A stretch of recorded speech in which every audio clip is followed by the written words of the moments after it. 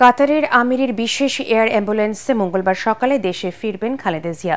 সাথে থাকবেন দুই পুত্রবধূ ডাক্তার জোবাইদা রহমান ও শর্মিলা রহমান সহ ব্যক্তিগত চিকিৎসকরা।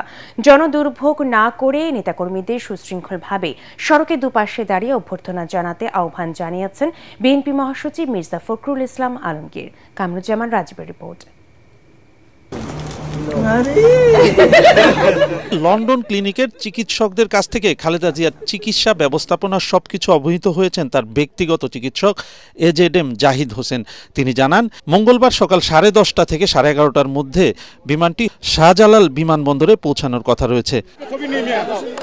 দেশে দলীয় প্রধানকে বরণ করে নিতে সব ধরনের প্রস্তুতি নিয়েছে বিএনপি। দলের মহাসচিব জানান, খালেদা জিয়াকে বরণ করে নিতে অধীর আগ্রহে অপেক্ষা করছে নেতাকর্মী সমর্থকরা। তবে এসএসসি পরীক্ষা থাকায় রাস্তা আটকে জনদুর্ভোগ তৈরি না করতে নেতাকর্মীদের অনুরোধ জানান তিনি। যেহেতু ঢাকা বিমানবন্দর থেকে কাকলী পর্যন্ত ম্যাডাম আসবেন এবং স্বাভাবিকভাবেই একটা আপনার জনসমাবেশ হবে, সেই কারণে আমরা যেটা অনুরোধ করতে চাই সংশ্লিষ্ট সবাইকে, রাস্তার উপরে যেন কেউ না দাঁড়ায়। পুলিশ কর্তৃপক্ষকে বলতে চাই, তারা যেন রাস্তায় কাউকে দাঁড়াতে না দেন।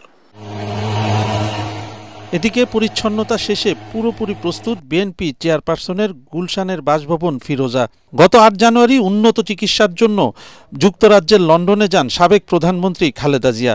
লন্ডন ক্লিনিকে টানা 17 দিন চিকিৎসাধীন থাকার পর ছেলে তারেক রহমানের বাসায় লন্ডন ক্লিনিকের বিশেষজ্ঞ চিকিৎসক অধ্যাপক প্যাট্রিক কেনেডি ও অধ্যাপক জেনিফার ক্রসের তত্ত্বাবধানে চিকিৎসাধীন ছিলেন।